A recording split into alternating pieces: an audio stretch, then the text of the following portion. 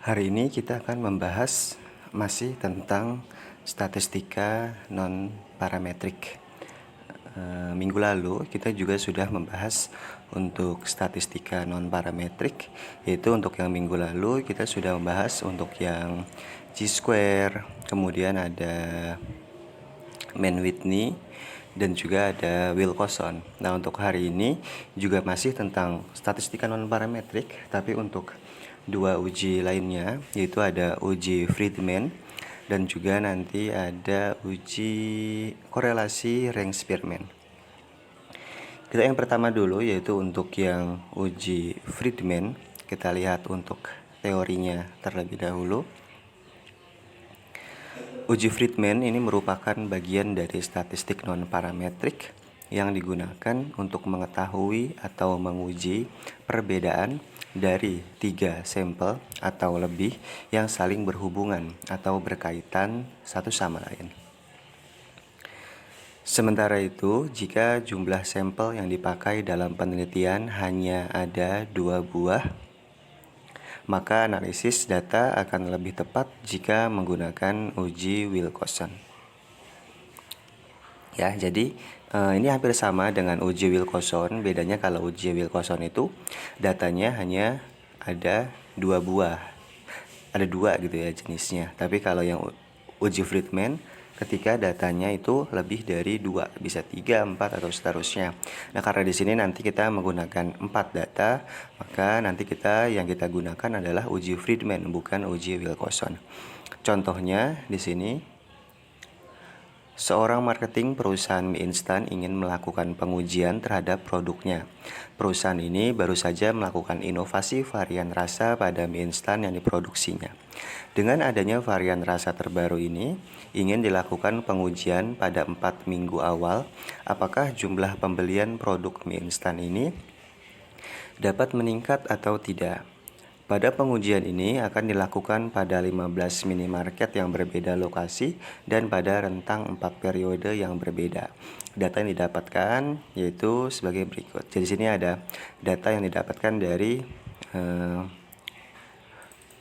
12 minimarket yang berbeda dan selama 4 periode atau 4 minggu data yang kita ambil terhadap jumlah pembelian pada minggu tersebut, pada keempat minggu ini. Nah, nanti ini akan kita lakukan uji Friedman, yaitu untuk mengetahui apakah ada pengaruh dari ini adanya inovasi varian rasa terhadap jumlah pembeli pada suatu produk mie instan. Kita langsung saja untuk menganalisisnya menggunakan SPSS. Nah, seperti biasa kita buka SPSS-nya. Kemudian juga kita langsung masuk ke menu variable view. Dari variable view ini untuk name-nya nanti kita masukkan adalah dari ke 4 minggu ini. Karena sini ada 4 minggu, berarti nanti untuk yang di kolom name-nya ini berarti nanti ada yang minggu 1, kemudian minggu 2, minggu 3, dan juga ada minggu 4. Di labelnya juga sama. Nanti ada minggu 1, minggu 2, minggu 3, dan minggu 4. Nah, untuk desimalnya, karena kita tidak menggunakan desimal di data ininya ya, di data ini tidak ada desimal, maka kita nolkan saja untuk desimalnya. Kemudian juga yang harus dirubah itu ada measure-nya. Measure-nya yang di sini kita ganti menjadi scale. Nah, setelah itu udah selesai, kita tinggal masuk ke data view. Data view tinggal kita masukkan nilai yang sudah kita dapat. Nilainya tinggal di copy saja.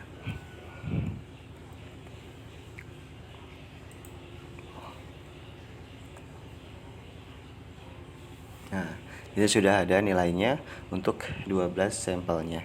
Kemudian kita tinggal melakukan analisis untuk Friedman. Caranya kita klik menu Analyze, kemudian pilih Non Parametric Test, kemudian pilih Legacy Dialog, kemudian ada K-Relate Sample. Yang paling bawah ini ada K-Relate Sample. Kemudian di sini kita pindahkan semuanya ke tes variabel.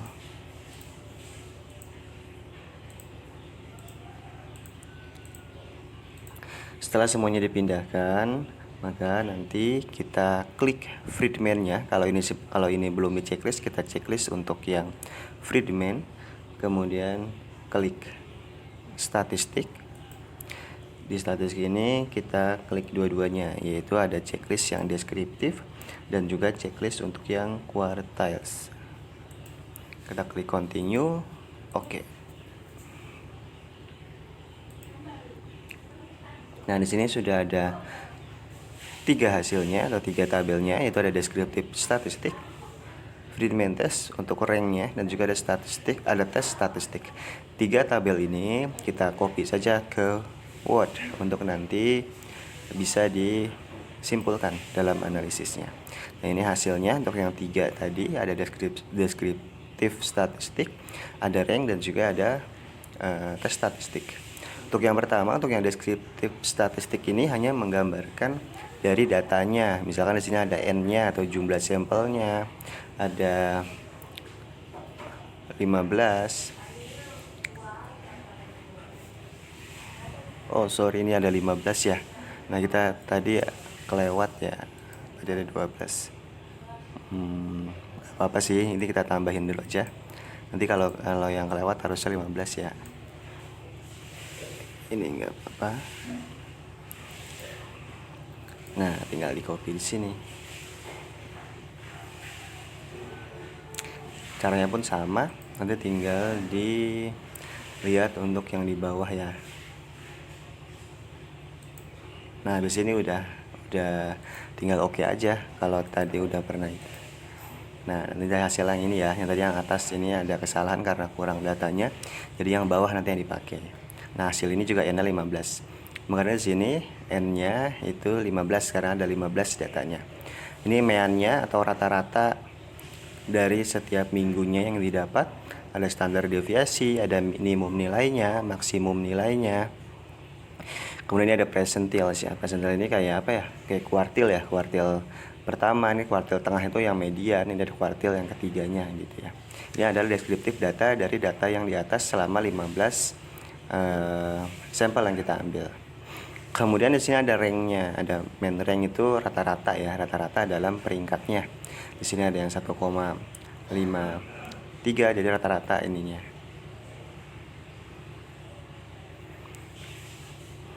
Rata-rata tapi dalam peringkat atau dalam ranknya. Ya, nah yang penting adalah dalam kesimpulannya kita melihatnya di sini di tes statistiknya, yaitu di sini ada nilai dari chi-square 26,265, ada df-nya 3, dan juga ada sig-nya 0,00. Nah, untuk kesimpulannya kita yang pertama yaitu membuat hipotesis penelitian terlebih dahulu. Di sini ada H0 dan juga ada H1, di mana H0-nya itu adalah tidak ada perbedaan rata-rata peningkatan jumlah pembelian pada keempat kelompok interval waktu pengukuran. Untuk yang H1 adalah ada perbedaan rata-rata peningkatan jumlah pembeli pada keempat kelompok interval waktu pengukuran. Nah, ada 2 cara yang dapat dilakukan dalam pengambilan keputusan uji Friedman, yaitu yang pertama melihat tingkat signifikansinya. Nah, tingkat signifikansi itu ketika nilai sig-nya lebih besar dari 0,05, maka H0 yang diterima. Tapi kalau nilai sig-nya kurang dari 0,05, maka H1 yang diterimanya. Nah, berdasarkan tabel yang di atasnya dapat kita ketahui bahwa nilai sig-nya yaitu 0,00. Nah, di sini nilai sig-nya 0,00, itu lebih kecil dari 0,05, maka H1 diterima. Yang artinya ada perbedaan rata-rata peningkatan jumlah pembeli pada keempat kelompok interval waktu pengukuran. Dengan demikian dapat disimpulkan bahwa penambahan varian rasa pada mie instan benar-benar dapat meningkatkan jumlah pembeli. Yang kedua yaitu dengan membandingkan nilai chi-square hitung dengan tabel. Kalau nilai chi-square hitungnya lebih kecil daripada nilai chi-square tabel, maka H0 diterima. Tapi kalau nilai chi-square hitung lebih besar daripada nilai chi-square tabel, maka H1 yang diterima. Berdasarkan tabel output di atas, diketahui nilai chi-square hitung sebesar 26,265. Dan di sini nilai chi-square hitungnya kita dapat tadi 26,265 dengan DF-nya 3.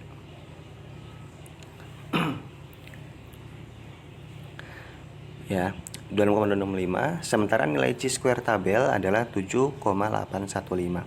Dan chi-square tabel ini dilihat pada tabel chi-square yang pernah kita bahas pada beberapa minggu lalu ya. Ada uji chi-square, itu sama cara melihat tabelnya, yaitu dengan DF-nya 3 dan alfanya 0,05. Kita dapat nilai chi-square tabelnya yaitu 7,815. Nah, karena chi-square hitung ini lebih besar daripada chi-square tabel, maka H1 diterima. Yang artinya ada perbedaan rata-rata peningkatan jumlah pembeli pada keempat kelompok interval waktu pengukuran. Dengan demikian dapat disimpulkan bahwa penambahan varian rasa pada mie instan benar-benar dapat meningkatkan jumlah pembeli. Nah, itu untuk uji pertama yaitu uji Friedman. Kita masuk ke dalam uji yang kedua, yaitu ada uji korelasi Range-Spearman.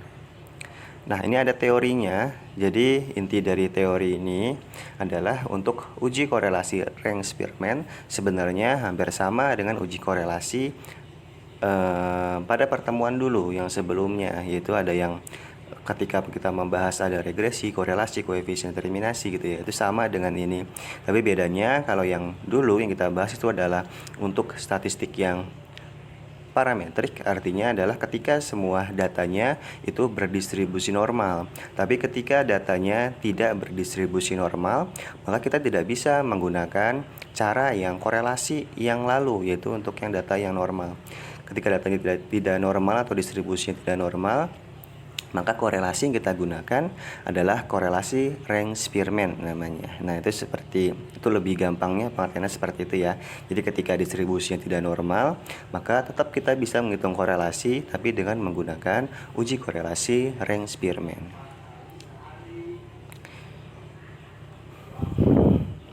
Tujuan dari analisis korelasi Range-Spearman juga sama dengan korelasi yang sebelumnya, yaitu melihat tingkat kekuatan atau keeratan hubungan dari dua variabel, melihat jenis atau arahnya ya hubungan dua variabel, dan juga melihat apakah hubungan tersebut signifikan atau tidak. Nah, untuk tingkat signifikansi korelasinya juga kita menggunakan pedoman interpretasi yang sama dengan yang pernah kita bahas lalu, yaitu kalau yang 0 sampai 0,25 berarti sangat lemah. Ini ada rentang ini berarti cukup, kuat, sangat kuat, dan sempurna. Ini juga untuk yang interpretasinya sama dengan yang korelasi yang dulu.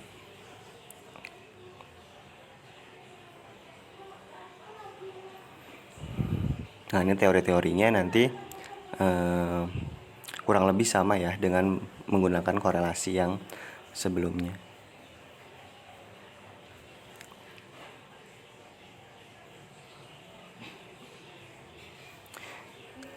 Contoh untuk korelasi Range-Spearman. Dalam contoh kali ini, peneliti ingin mengetahui apakah terdapat hubungan antara kualitas produk dengan kepuasan konsumen. Untuk keperluan tersebut, peneliti menyebar 10 kuesioner, yaitu di sebuah toko furnitur. Masalah yang akan diteliti ialah seberapa besar hubungan antara variabel kualitas produk dengan kepuasan konsumen. Berikut ada jawaban dari 10 orang responden atau pengunjung yang diberikan kuesioner. Jadi sini ingin kita ketahui bagaimana tingkat hubungannya antara kualitas produk pada suatu toko dengan kepuasan konsumen yang didapatkannya. Di sini kita sudah mendapatkan 10 sampel yang kita berikan kuesioner kepada para pembelinya, yaitu untuk keperluan analisis data dalam SPSS. Maka jawaban responden tersebut kemudian diberi kode angka agar bisa dihitung. Jadi dalam korelasi Range-Spearman ini, dari jawaban kuesioner ini kita rubah menjadi kode angka, yaitu untuk yang sangat tidak berkualitas, maka diberikan kode 1, tidak berkualitas diberikan untuk kode 2 dan seterusnya. Di sini menggunakan kode angka dari rentang 1 sampai 5. Kemudian juga begitu untuk yang data kepuasan konsumen, di sini juga kita berikan kode angka dari rentang 1 sampai rentang 5 untuk yang mulai dari yang sangat tidak puas sampai yang sangat puas. Nah, setelah data ini, jawaban kuesioner ini kita rubah menjadi kode angka, maka menjadi seperti ini. Setelah itu baru kita bisa melakukan uji reeksperimen. Caranya yaitu dengan kita menggunakan SPSS. Yang pertama kita masuk ke dalam variabel view. Nah, di sini yang kita masukkan untuk kolom name-nya kita menggunakan variabel X dan Y saja. Yaitu untuk yang pertama ada variabel X, yang keduanya ada variabel Y. Kemudian karena kita di sini tidak menggunakan desimal, maka desimalnya kita nolkan. Nah, untuk yang di labelnya ini untuk yang variabel X namanya adalah kualitas produk.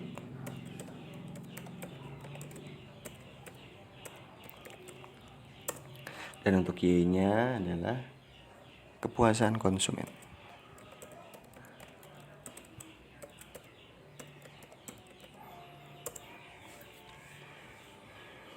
Oke, untuk yang lainnya tidak dirubah. Nanti kita langsung ke data view. Di data view ini tinggal kita masukkan nilainya atau data yang sudah kita dapatkan.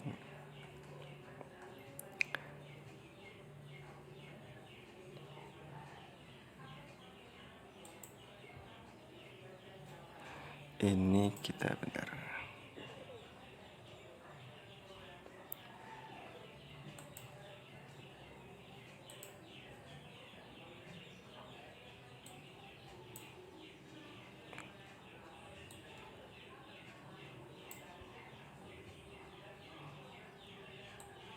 Nah, ini kita masukkan ke data sini ya, kita ketik aja. Di sini untuk yang X-nya itu 2, 3, 4, 4, 3.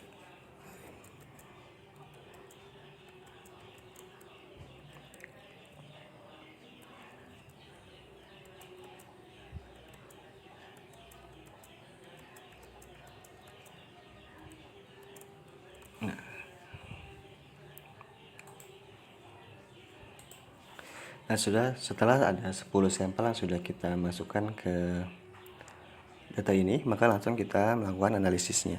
Itu dengan cara klik analyze, pilih correlate,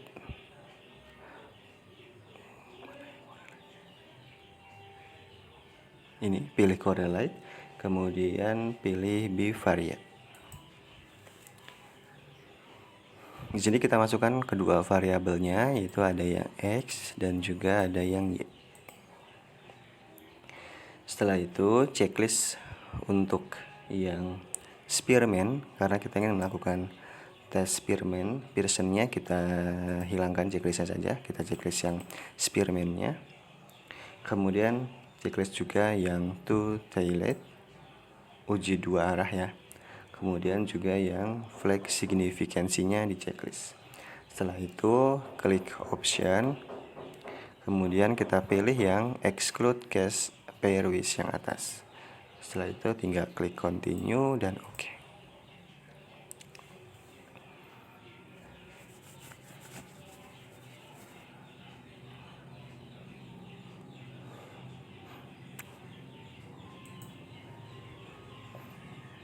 Nah, nanti muncul untuk nilai non parametric test untuk korelasinya.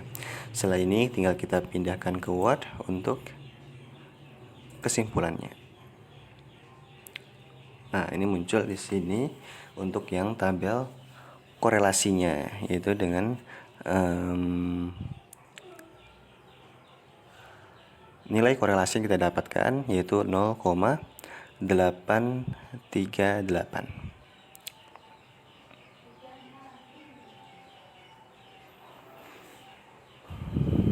Yang pertama interpretasinya, yaitu interpretasi output analisis korelasi Renz-Spearman. Interpretasi ini dibagi menjadi 3 tahap interpretasi nantinya. Yang pertama yaitu kita melihat tingkat kekuatan atau keeratan hubungan antar variabel. Yang kedua melihat arah atau jenis hubungan antar variabel. Dan yang ketiga adalah melihat apakah hubungan tersebut signifikansi atau tidak. Kita interpretasi yang pertama yaitu melihat tingkat kekuatan atau keeratan hubungan variabel kualitas produk dengan kepuasan konsumen. Dari output di atas diperoleh angka koefisien korelasi yaitu sebesar 0,838. Artinya tingkat kekuatan hubungan antara variabel kualitas produk dengan kepuasan konsumen adalah 0,838 atau sangat kuat berdasarkan pedoman interpretasi korelasi. Ada tanda bintang yang kita dapatkan dalam tabel tersebut, yaitu ada 2 tanda bintang di sini, yang artinya korelasi bernilai signifikan pada angka signifikansi sebesar 0,01. Nah, ini kan kita analisisnya dengan menggunakan alfanya yang 0,05. Tapi ketika kita menggunakan alfa yang 0,01, tetap nantinya memperoleh tingkat signifikansi. Interpretasi yang kedua yaitu melihat arah atau jenis hubungan variabel kualitas produk dengan kepuasan konsumen. Angka koefisien korelasi pada hasil di atas yaitu bernilai positif 0,838, sehingga hubungan kedua variabel tersebut bersifat searah atau jenis hubungan searah. Dengan demikian dapat diartikan bahwa kualitas semakin ditingkatkan kualitas produk.